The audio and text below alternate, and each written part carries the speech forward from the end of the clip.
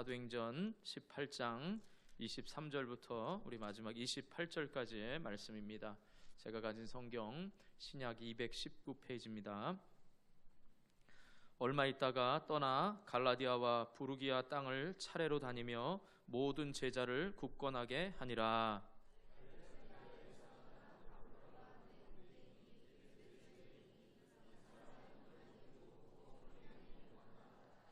그가 일찍이 주의 도를 배워 열심으로 예수에 관한 것을 자세히 말하며 가르치나 요한의 세례만 알 따름이라.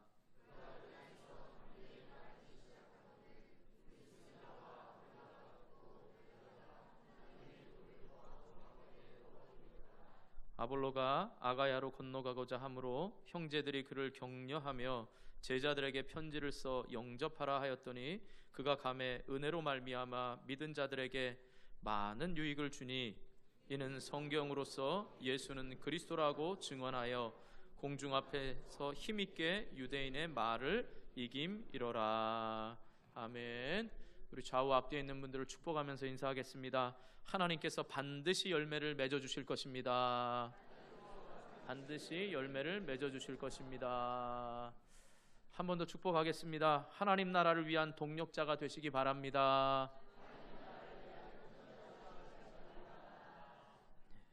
자, 오늘 말씀부터 21장 16절까지의 말씀은 바울의 3차 전도 여행에 대한 말씀입니다. 시기적으로는 AD 53년에서 58년까지 6년간 진행이 되었습니다.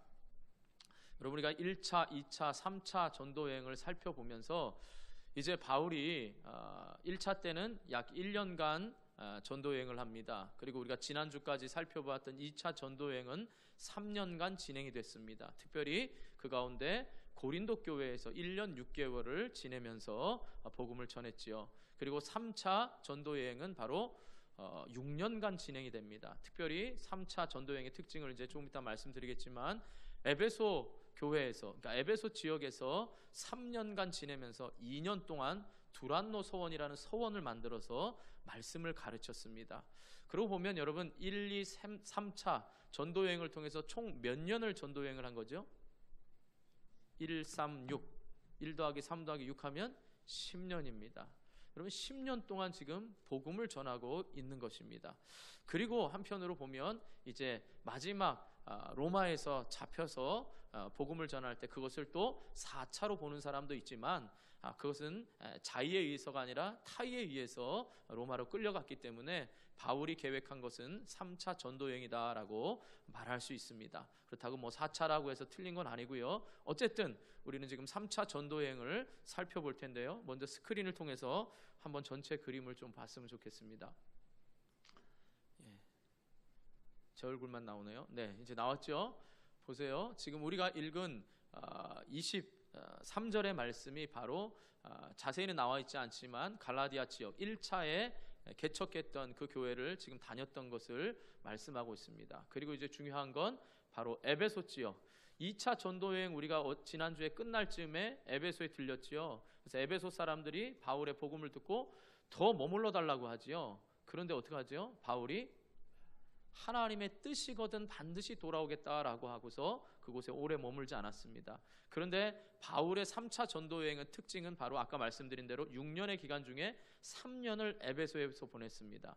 그리고 이 에베소가 이제 19장부터 에베소 전도가 시작되는데 오늘 본문에 보면 여러분 3차 전도 여행을 시작하면서 24절부터 28절까지 보면 아볼로라는 사람에 대해서 이야기가 나와요. 이게 삽입이 돼서 뜬금없는 이야기 같지만 아볼로가 바울이 에베소에서 전도하기 전에 먼저 아볼로가 어떻게 에베소에서 지금 전도를 하고 있는지 그게 지금 설명되는 부분입니다. 그러니까 여러분 바울의 3차 전도 여행의 특징은 바로 에베소를 특징으로 할 수 있습니다. 뿐만 아니라 이제 에베소에서 보면 어디로 가고 있습니까? 가는 방향이 대충 여러분 찍어보세요. 저 지역이 어느 지역이었죠? 배 타고 겐그리아 그러면 어디도 지역이에요? 고린도 지역이잖아요. 지난주에 거기서 배 타고 에베소로 갔잖아요. 지금 에베소에서 고린도에 편지를 보냅니다. 이게 고린도 전서고요. 그래서 바울이 에베소에서 3년간 머물면서 고린도 교회에 편지를 보내는데 이것을 눈물로 쓴 편지다라고 해서 눈물의 편지라고 하잖아요. 그리고 흥미로운 것은 아볼로가 바울이 에베소에 가기 전 오늘 본문에 보면 에베소에서 복음을 전하다가 스카웃이 돼서 지금 고린도에서 복음을 전하게 됩니다. 그래서 고린도 교회 2대 담임 목사님은, 개척은 바울이 했죠. 지난주에 우리가 살펴봤지만 1년 6개월 동안 개척을 하고 2대 담임 목사가 아볼로가 됩니다.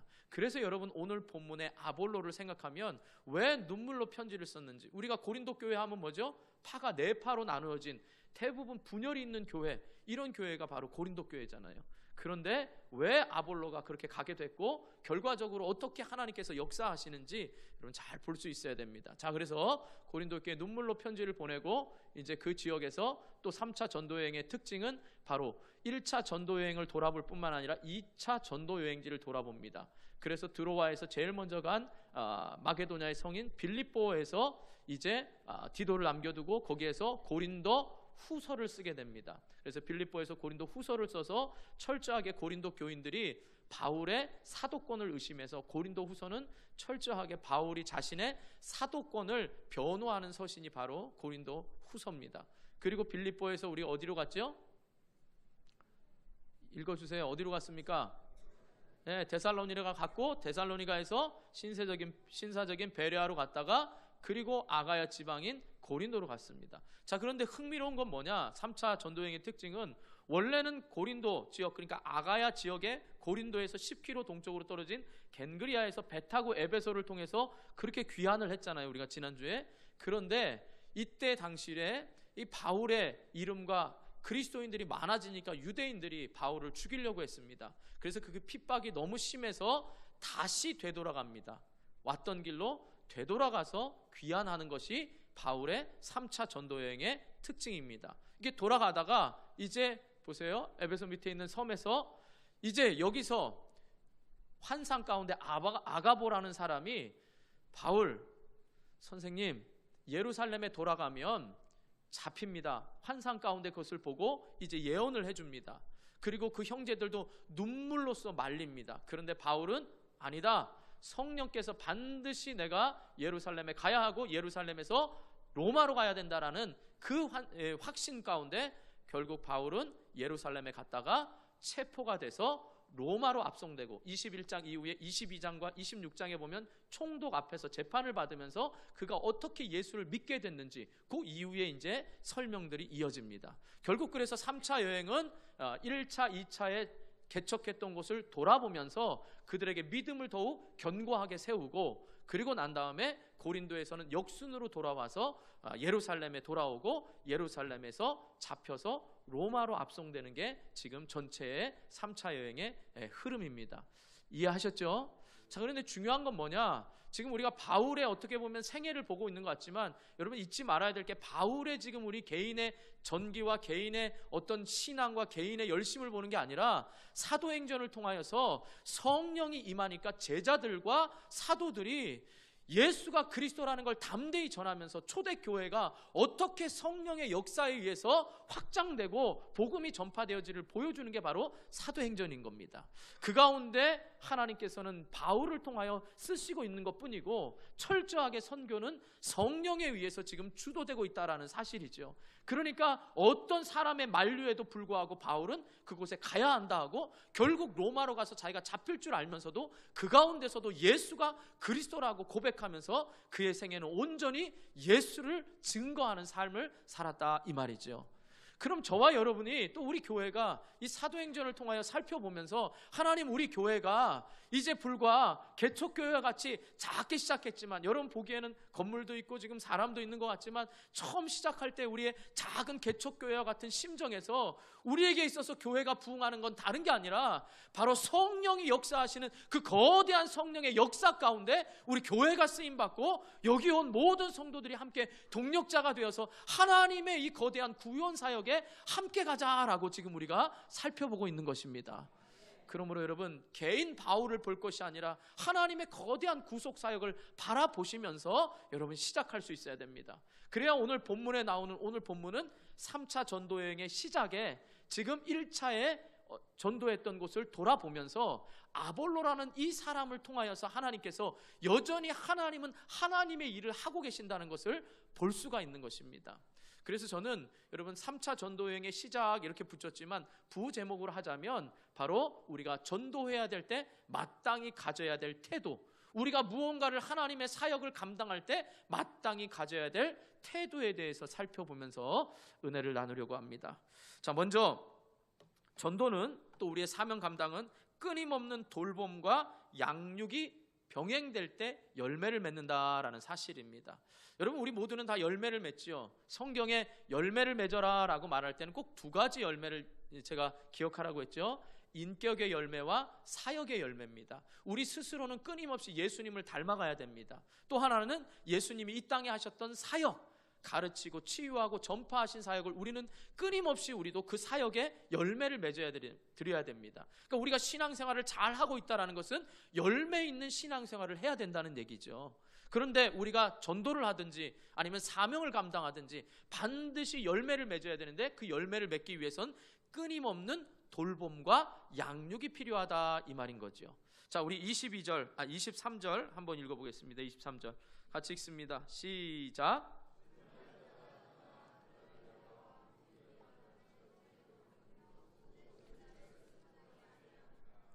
자, 앞서 살펴본 대로 바울은 지금 1차, 2차 전도 여행지를 살펴보고 있고 지금 여기서 말하는 바로 갈라디아와 부르기아 땅은 1차 전도 여행의 때 개척했던 지역입니다. 그래서 우리가 아는 비실비실한 비시디 안디옥과 디모데를 영적 아들로 남았던 루스드라 그리고 더베 이런 지역을 포괄적으로 지금 갈라디아 지역이다, 부르기아 지역이다 이렇게 지금 말하고 있는 거지요. 자, 그런데 여기에서 중요한 단어가 굳건하게 하니라라는 거예요. 23절 끝에 보면 굳건하게 한다라는 말이 현재 분사로 쓰여서 여전히 그 일을 지금 열심으로 감당하고 있는 겁니다. 그러니까 바울이 복음을 전하고 끝낸 게 아니라 2차 전도여행을 할 때도 1차 전도여행지를 돌아보려고 했습니다. 왜냐하면 남부 갈라디아 지역에 거짓 교사들이 들어와가지고 어떻게 했죠?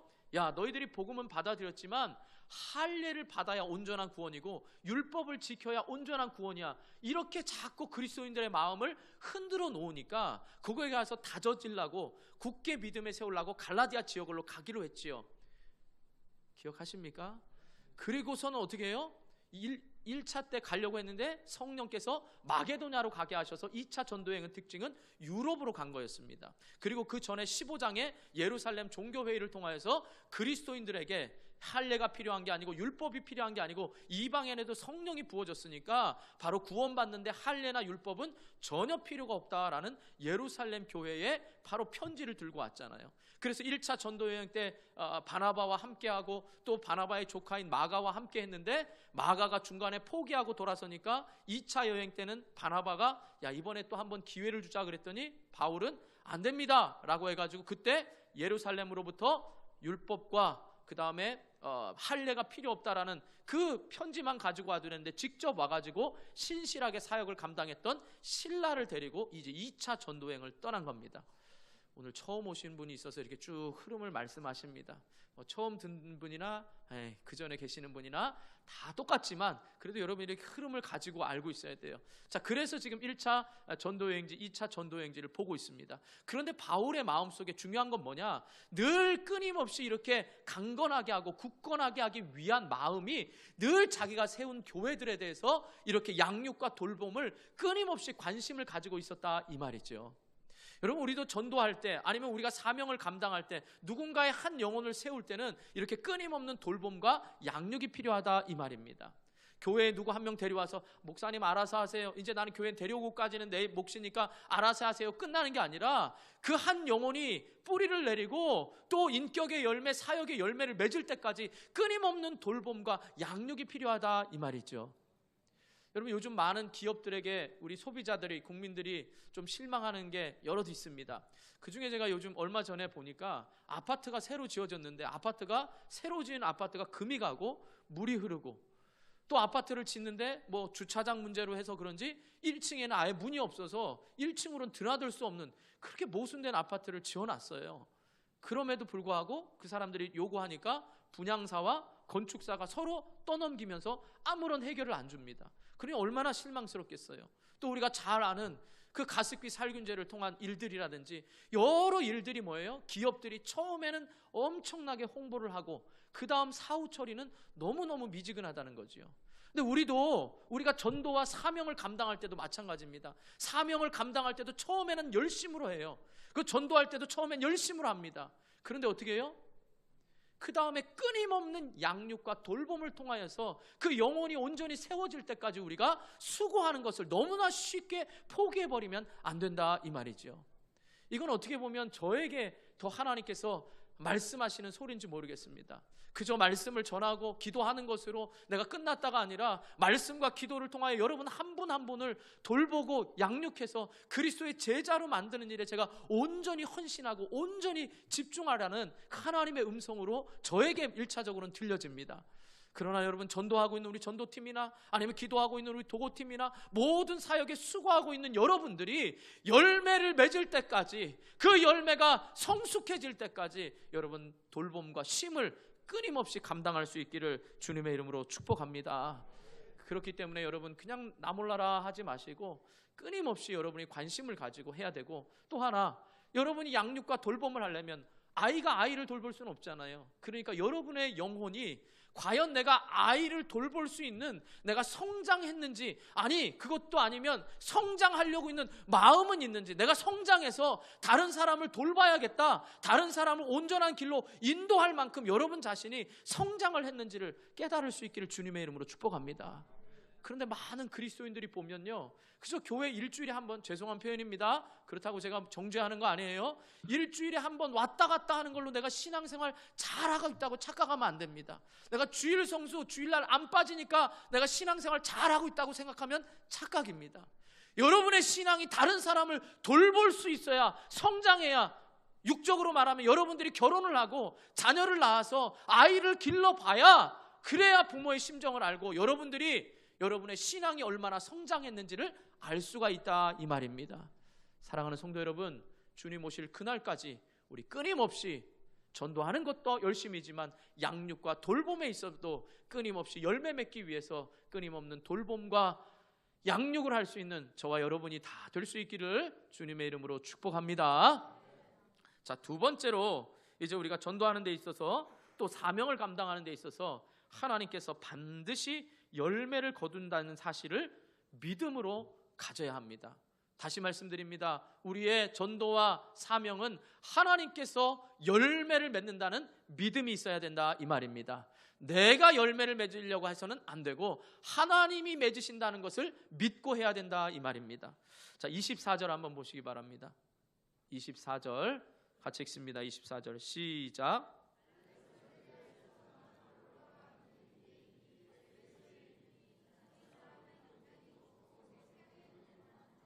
네. 자, 이게 에베소 발음할 때 여러분 잘 하셔야 돼요. 넌센스 퀴즈로 이런 거 많이 들어봤죠? 예. 신혼부부가 제일 좋아하는 성경? 에베소서. 예. 이렇게 에베소서로 이해하지, 어떤 분은 예배소서 이렇게 하면 안 됩니다. 예배소서, 자꾸 예배소서 그러는데 에베소서입니다. 아셨습니까? 예. 웃자고 한 얘기입니다. 정신 차리고, 지금 여러분 추울까봐 따뜻하게 히터를 틀어놨더니 아이 좋아 이러고서 지금 편안하게 묵상하고 계시는 분이 혹 있을까 싶어서 말씀을 드립니다. 자, 24절부터 28절까지는 아까 말씀드린 대로 이 아볼로라는 개인의 사역을 삽입구처럼 지금 들어가 있습니다. 3차 전도여행을 시작하면서 특징이 1차 전도여행지를 돌아본다는 것은 우리가 아까 살펴보았죠. 그런데 아볼로 이야기가 뜬금없이 등장을 합니다. 여러분, 왜 아볼로 이야기가 등장하냐라고 하면 바로 바울이 19장부터 3차 전도여행의 가장 핵심인 6년의 전도여행 중에 3년 동안이나 머물렀던 곳이 에베소입니다. 그리고 이 에베소는 2차 전도여행 때 바울이 유대인 사람들이 너무너무 머물려고, 바울 선생님 좀 더 머물러 달라고 할 때 하나님 뜻이면 돌아오겠다 그러고 돌아왔던 곳입니다. 그리고 하나님의 뜻대로 에베소에 가는데 이 3차 잠시 떠나 있는 그 기간에 누가 활동하냐? 다시 말해서 바울이 처음 에베소에 있다가 잠시 갔다가 다시 돌아오는 요 사이에 누가 활동했냐? 아볼로가 지금 활동했다 이 말이죠. 그러니까 바울이 3년 동안이나 에베소에 머물면서 2년 동안 두란노 서원을 만들어서 성경 공부를 집중적으로 하거든요. 그러니까 그 성경 공부를 집중적으로 하게 되는 이 배경이 바로 이 아볼로의 이 삽입 기사를 통해서 우리가 알 수 있게 된다 이 말입니다. 자, 아볼로의 출생지, 왜 에베소에 왔는지는 말씀하고 있지 않습니다. 그런데 출생지가 중요합니다. 알렉산드리아다라고 오늘 말씀합니다. 알렉산드리아는 당시에 로마 제국 다음으로 제일 큰 도시가 알렉산드리아입니다. 역시 해변가입니다. 고대에는 다 해변이 물물과 상업의 중심지였기 때문에 이 알렉산드리아도 해변가입니다.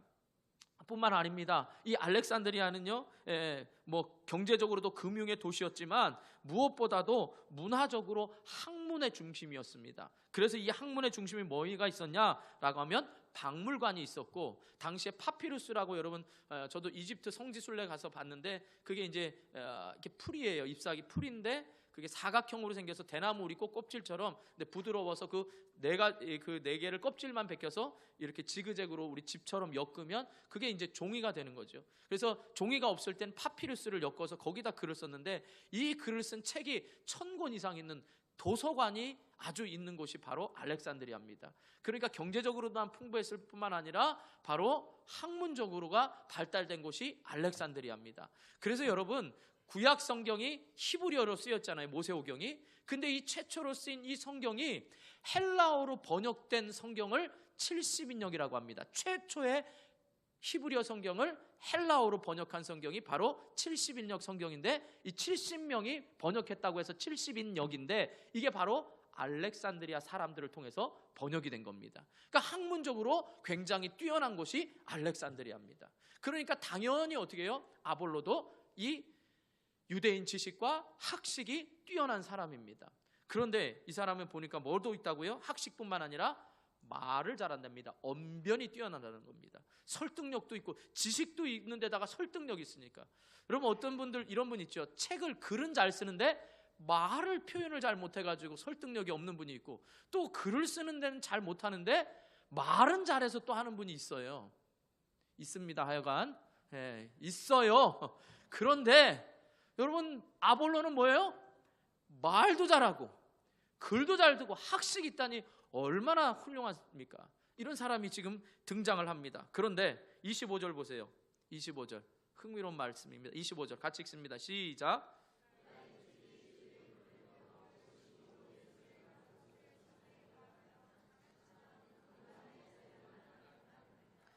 여기서 열심으로라는 말은 끌어오르다, 분출하다라는 거예요. 그래서 성경에 이 절 외에 로마서 12장 11절에 딱 한 번만 쓰였습니다. 그러니까 열심을 냈다는 건 끌어오르다, 막 이렇게 분출하다 이런 겁니다. 또 흥미로운 건 뭐냐? 원문에 보면 그러니까 스피릿, 푸뉴마의 역격인 푸뉴마타와 함께 쓰였습니다. 우리 본문에 없지만 이 영이 함께 쓰여서 성령으로 인한 끌어오르는 열정이 있었다 이 말입니다. 그러니까 이 아볼로의 마음은 말도 잘하고 학식도 있는데 거기에다가 성령의 끌어오는 열정을 가졌으니까 바울과 딱 비교가 되잖아요.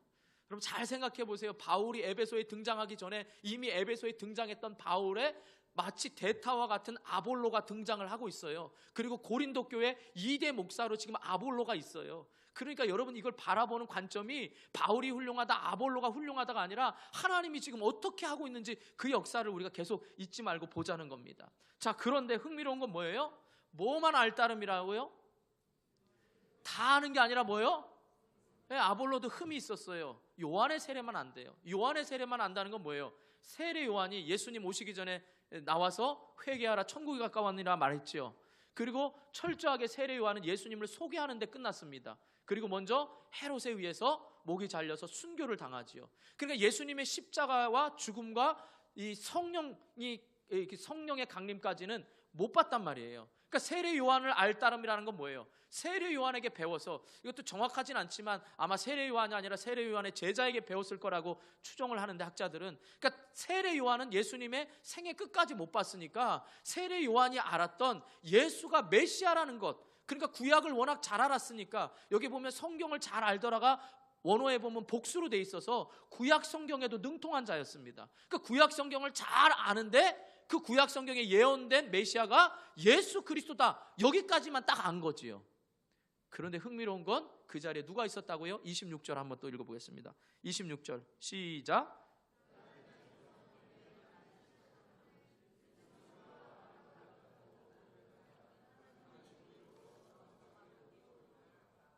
딱 누구를 만나죠? 유다인의 회당에서 딱 하고 있는데 브리스길라와 아굴라, 우리가 다 배웠잖아요. 바울에게 철저히 배운 그 사람, 평신도입니다. 천막 만드는 직업입니다. 그런데 이 사람을 통하여 뭘 배웠다는 거예요? 예수 그리스도가 메시아는 맞다. 그런데 그 예수 그리스도가 어떻게 메시아 역할을 했냐? 가장 흉악한 범죄자들이 지고 가는 십자가를 통하여, 그 보혈을 통하여 우리에게 죄사함을 주었다. 그뿐만 아니다. 예수님은 3일 만에 살아나셔서 지금도 살아계시는데 성령을 통하여, 그 이후에 보혜사 성령을 통하여 우리와 함께 하신다라고 복음의 핵심적인 메시지를 가르쳐 준 겁니다. 그러니까 이 아볼로에게 어떻게 해요? 열심히 뛰고 있는 성령으로 인하여 이 욕망이, 정말 이 열정이 있는 이것에 날개를 달아준 꼴이 된 거지요. 여러분, 근데 참 감사하지 않습니까? 이런 뛰어난 아볼로가 복음을 전했을 때 이 평신도인 브리스길라 아굴라는 지혜롭게 자기 집에 조용히 초대를 해서 복음의 진수를 가르쳐 줍니다. 그런데 이 사람은 또, 아굴라는 교만하지 않고 어떻게 해요? 그 복음을 깨달아서 서로 그리스도 안에서 믿음의 동력자가 되는 거죠. 그래서 에베소의 사역은 어떻게 해요? 더 폭발적으로 일어난 겁니다. 여러분 보면 아볼로가 위대해 보이죠. 그러나 아볼로 옆에 누가 있었어요? 브리스길라와 아굴라가 있었잖아요. 그리고 그 이전에 누구예요? 이미 바울이 회당에서 복음을 전했잖아요. 그러니까 저와 여러분이 복음을 전할 때 낙심하지 말아야 할 건, 내가 열매를 안 보더라도 내가 선한 일에, 하나님의 일에 선하게 열심을 내고 있다면 하나님은 반드시 합력하여 선을 이루어서 하나님이 열매를 맺게 하신다는 걸 믿으시길 축복합니다. 그러니까 내 때에 꼭 열매를 맺어야 되겠다라고 생각하면 실망해요. 포기하게 되는 거예요. 어떻게 10년의 세월을, 잡히기 전까지 아마 안 잡혔으면 평생을 달려갈 그 길을 바울이 할 수 있었겠습니까? 하나님이 하신다는 거예요. 하나님이. 그러니까 저와 여러분이 무엇을 감당할 때마다 내가 하려고 하면 지쳐요. 내가 하려고 하면 포기합니다. 그러나 내가 열심을, 주님이 주시는 열심으로 감당할 때 하나님은 돕는 사람들을 통하여 또한 하나님의 방법대로 열매를 맺어가신다, 이 말인 것입니다. 여러분, 바울의 입장에서 생각을 해보세요. 여기서 워낙 인기를 끄니까, 이제 제가 다음 대지에서 말씀드리겠지만, 워낙 인기를 끄니까 고린도 교회로 스카웃이 돼갑니다. 스카웃해서 고린도 교회에서도 놀라운 사역을 감당합니다. 여러분, 바울의 마음속에 2차 전도 여행까지, 지금 3차 떠나기 전이잖아요. 3차 떠나서 지금 에베소 가기 전이잖아요. 2차 전도 여행까지 가장 사랑을 가졌던 곳, 가장 오래 머물렀던 곳이 고린도입니다. 고린도예요. 그런데 그 고린도가 잘 되고 있다라는 소식이 아볼로로부터 잘 되고 있는 걸 들으니까 얼마나 기뻤겠어요. 여러분 같으면 어떻습니까? 남이 잘 되는 거, 내가 처음에 씨를 뿌렸는데 아볼로는 와서 물을 줬어요. 잘하게 하시는 분은 하나님입니다. 씨 뿌린 사람은 바울이에요. 물 준 사람은 아볼로예요. 그럼 여러분은 어떻게 했어요? 샘 내겠어요? 안 내겠어요? 야, 하나님 나라를 위해서 좋다 이러겠어요? 안 그런단 말이죠. 그런데 철저하게 바울의 생각 속에, 이따 3대제에 말씀드리겠지만 바울의 생각 속에 또 우리가 가져야 될 생각은, 열매를 맺게 하시는 분, 누가 뿌렸든지 누가 물을 주었든지 그것을 자라게 하시고 거두시는 분은 하나님이라는 사실을 믿고 여러분 열매를 맺으시길 축복합니다. 그렇기 때문에 제가 앞서 말씀드린 대로 우리의 인격의 열매, 여러분 끊임없이 의로워지려고 노력해도 우리 힘으로는 안 됩니다. 우리가 끊임없이 예수님 제자로 가지만 가르치고 치유하고 전파하는 사역, 우리 힘으로는 안 된다는 걸 알고 그저 우리는 순종함으로 하나님이 맡겨주신 일에 최선을 다할 때 열매는 하나님이 맺으신다는 걸 믿고 끝까지 달려갈 수 있기를 주님의 이름으로 축복합니다. 여러분, 낙심하지 마시고 우리 옆에 사람에게 축복합니다. 끝까지 달려가세요. 열매는 하나님이 맺습니다. 네, 여러분 때에 안 맺으려면 여러분 때 포기하지 마시고 여러분 자녀 때라도 맺는 것을 믿고 하시기를 축복합니다. 마지막 세 번째로, 이제 여러분, 하나님께 받은 은사와 사명은 각각 다르기 때문에 하나님 나라를 위한 동력자가 되어야 된다는 겁니다. 다시 말씀드립니다. 우리가 주의 일을 할 때 우리에게 받은 은사와 또 우리가 받은 사명은 각각 다릅니다. 그러니까 우리는 서로에게 있어서 맞다 안 맞다가 아니라 하나님 나라를 위한 동력자가 되어야 된다, 이 말이죠. 자, 27절과 28절 또 읽어봅니다. 27절 28절 같이 읽습니다. 시작.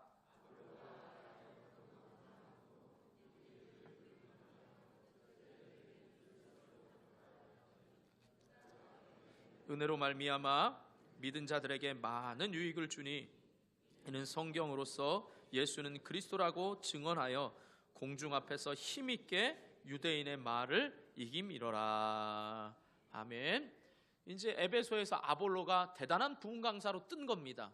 그러니까 에베소에 방문했던 고린도 사람 중에 제자가 스카웃 제의를 하고 아볼로는 그것을 받아들여서 아가야로 지금 고린도로 갑니다. 그리고 그곳에 편지를 써서 어떻게 해요? 아볼로라는 훌륭한 부흥 강사가 오실 테니까 잘 모셔드려라 이렇게 합니다. 그리고 그것을 철저하게 아볼로는 자기 이름을 드러내기 위한 게 아니라 역시 성령에 이끌려서 그는 가서 고린도에서 사역도 잘 하게 됩니다. 그거 보니까 그걸 알 수 있는 게 뭐예요? 왜 잘하게 됐냐? 28절에 보면 성경으로서 예수는 그리스도라고 증언하고 공중 앞에서 힘있게 유대인의 말을 이겼다는 겁니다.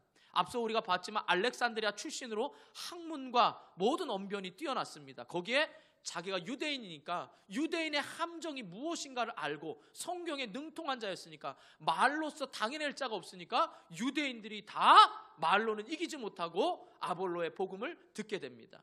그러니까 여러분 고린도에서 놀라운 일이 일어났죠. 그런데 여러분 이건 다 하나님이 하신 일이라고 아까 우리가 이대지에서 봤습니다. 그런데 우리가 고린도 교회 우리가 주일 오후에 살펴보았지만 고린도 교회는 어떤 교회입니까? 파가 많은 교회였지요. 네 파로 분파돼서 갈라지기 직전의 교회였습니다. 그래서 바울은 19장에 가면 에베소에서 눈물로 이제 고린도 교회에 편지를 쓰는 겁니다. 그 배경을 아셔야 됩니다. 그 뭡니까? 바울이 개척을 했죠. 야, 아볼로가 아무리 훌륭하다고 너 아볼로에게 너무 매달리는 거 아니야? 너 아볼로만 너무 좋아하는 거 아니야? 바울은 안중에도 없는 거 아니야? 나는 바울파야. 바울이 개척했잖아.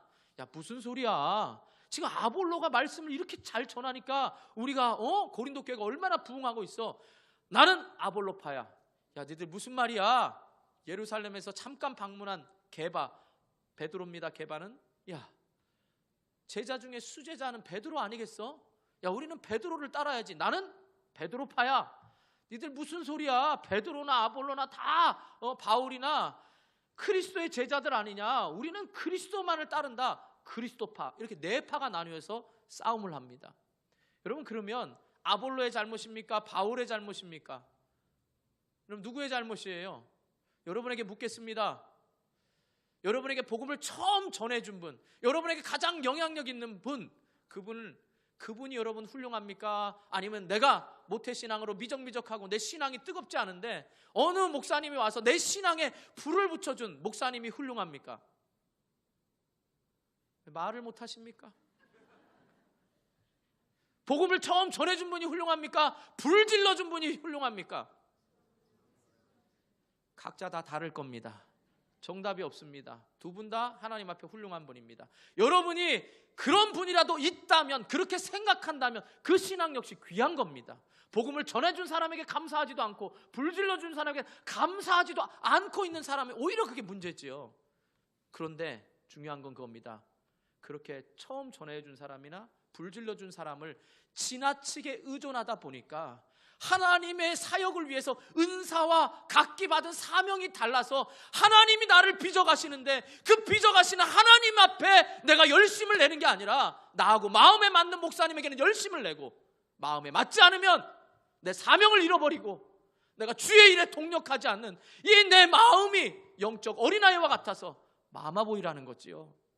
내가 그 목사님일 땐 열심을 냈는데 여러분 그 목사님 없으면 아무것도 못합니까? 그게 나쁘다는 게 전혀 아닙니다. 제가 아까 말씀드린 그 목사님을 생각하면서 감사하고 그때 열정을 회복하는 건 중요한 일입니다. 그러나 우리가 봐야 되는 건 그거보다 더 큰 하나님의 사역에 지금 내가 동참하고 있느냐, 내 열심이 과연 하나님의 일에 열심을 하고 있어서 비록 내 마음에 맞지는 않고 나하고 성격이 다르지만 하나님의 일에 내가 지금 함께 목사님과 교회의 동력자가 되고 있느냐, 아니면 내 마음이 맞지 않아서 여러분의 앉은 자리에서 주저앉고 있는지를 생각해 볼 수 있기를 축복합니다. 그러니까 계속 끌려다니는 거지요. 계속 그 목사님. 그러니까 그 목사님이 말씀하실 때는 이렇게 말했는데 오늘 목사님은 왜 이렇게 말할까? 계속 그 목사님, 보이지 않는 그 목사님, 보이지 않는 그 목사님이 우상이 돼서 하나님의 말씀이 들려지지가 않는 거예요. 그 목사님은 불을 질렀는데 휘발유도 붓고 원자폭탄도 떨어뜨렸는데 이 목사님은 맨날 비만 내려. 그러니까 내 심지가 꺼져가지. 여러분 이렇게 생각해서는 안 되는 거예요. 목회자 입장에서도 한번 보세요. 여러분, 이제 우리 지난주에 이수기 목사님이 부임을 했습니다. 어떠세요? 좋으시죠? 계속 좋아하셔야 됩니다. 제가 질투난다고 또 목소리 작게 내면 안 되고요. 생각해 보세요. 제가 여러분을 더 바울처럼 목양하고 돌보기 위해서 제가 미처 못 돌보는 것을 우리 목사님과 동역해서 여러분을 잘 섬기려고 부목사님이 오셨습니다. 물론 이 목사님하고 저하고 분명히 다를 겁니다. 은사도 다르고 사명도 다릅니다. 그러나 하나님의 몸된 교회, 그리스도의 몸된 교회를 세워가는 데 있어서는 분명히 하나가 돼야 되지요. 그런데 여러분 가운데 목사가 이제 이렇게 생각해 보세요. 여러분이 이 목사님을 너무너무 사랑해요. 저에게 오기에는 목사님 너무 멀리 느껴져요. 목사님 앞에 가면 마치 혼날 것 같고 저의 잘못이 드러날 것 같아서 가까이 하기엔 너무 먼 당신. 그런데 이 목사님은 언제나 좋아해요. 그럼 여러분들이 다 이 목사님한테 갑니다. 그럼 제가 질투해서 이 괘씸한, 이렇게 해서는 안 되는 거지요. 그렇죠 여러분? 근데 인간인지라 그럴 수가 있어요. 근데 그건 누가 만드느냐? 우리 안에 하나님을 향한 하나님 나라에 대한 사명과 비전을 잃어버릴 때 이런 질투심이 생긴다 이 말입니다. 여러분, 목회자만 그런 줄 아세요? 여러분 성도들, 이제 11월 달에 각 기관 총회를 할 겁니다. 우리가 지금 기도하고 있지만 우리가 내년도에는 또 새로운 일꾼들이 뽑혀질 거예요. 여러분, 시기와 질투 없을 것 같아요? 내 옆에 앉아서 나하고 똑같이 도토리 키재기로 믿음 생활했는데 얘는 뭐가 되고 나는 안 되고, 근데 나는 괜찮아요. 나는 분명히 괜찮아요. 근데 주변에 들리는 말이 집사님 훨씬 잘해, 훨씬 잘해. 집사님이 하니까 훨씬 나. 이 말이 어떻게 해요? 돌고 돌아서 자기 귀에 들려보세요. 그때도 여러분, 야, 하나님 나라를 위해서 멋지다, 나보다 훌륭한 사람이 있으니까 멋지다, 이렇게 말할 수 있을까요? 하나님은 오늘 우리에게 말씀하십니다. 바울이 얼마나 위대합니까? 그렇게 애착을 가졌던 고린도 교회가 그렇게 파가 나뉘어지면서 안타까워하니까, 야, 우리는 그리스도 안에서 한 형제 아니냐라고 고린도 전설을 통하여서 눈물로 썼던 편지를 한번 보세요. 왜 바울 파냐? 왜 베드로 파냐? 왜 아볼로 파냐? 왜 그리스도 파냐? 왜 나누냐는 거지요. 우리는 다, 나는 그저 심었을 뿐이다. 바울이 능력이 없는 사람인가요? 바울도 학문도 가말리알 문화에 뛰어난 학문입니다. 바울이 불을 못 질렀을까? 아닙니다. 그러나 사역과 사명에 있어서는 분명히 달랐다는 거지요. 바울은 끊임없이 한 영혼을 위해서 구원하기 위해서 씨 뿌리는 작업을 끊임없이 했습니다. 여러분, 씨를 뿌려야 또 거두는 사람도 있지요. 씨를 뿌려야 됩니다. 거기에 또 물 주는 사람도 있습니다. 어떤 사람은 내가 열매를 못 거두려도 나는 끊임없이 일을 하면서 우리는 결국 하나님 나라를 위해서 하나님이 거두게 하시는 하나님의 열매를 바라보고 달려가야 된다 이 말인 것입니다. 사랑하는 성도 여러분, 저와 여러분의 관계, 우리의 만남은 하나님 나라를 위한 비전을 향하여 달려갈 때 이 시기 질투와 이 악한 세력으로부터 우리가 능히 이길 줄 믿습니다. 그러니까 이 3차 전도 여행 전에 이 아볼로라는 기사를 통하여, 아볼로가 뭘 잘못했습니까?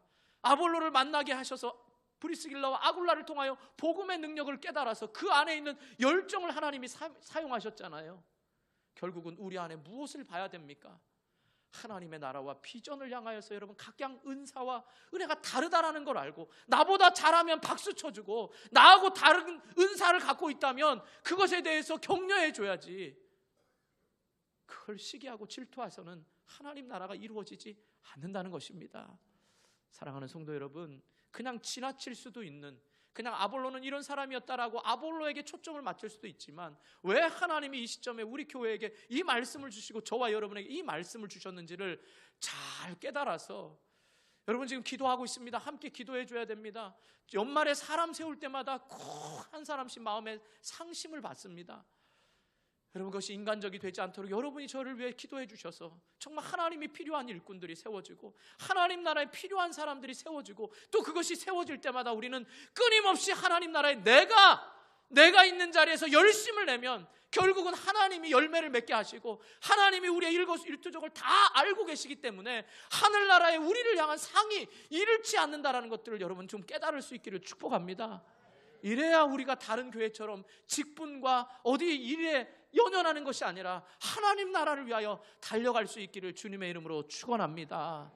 그래서 나는 아볼로, 나는 바울, 이런 거 생각하지 마시고 하나님이 우리에게 주신 은사에 따라서 하나님 나라를 위하여 끊임없이 양육하고 돌보면서 하나님이 열매 맺게 하실 것을 기대하며 하나님이 주실 상급을 기대하며 달려가는 저와 여러분이 될 수 있기를 주님의 이름으로 축원합니다. 기도하겠습니다.